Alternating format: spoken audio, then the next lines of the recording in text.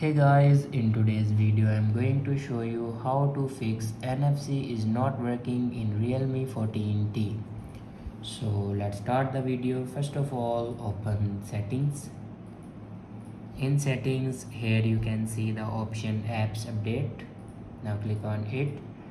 Now click on more updates. Now here you can update all your apps. After update all the apps, then go back and scroll down and click on system and update.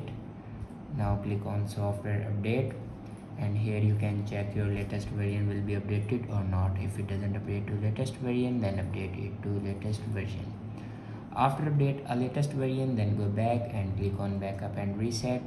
Now click on reset phone, and then here you can see the option reset all settings. Now click on it. Now enter your password to reset all your settings. After reset all the settings, then go back to your home screen and restart your device. For restart your device, press and hold power button and then swipe up to restart your device. After doing these steps, your problem will be fixed.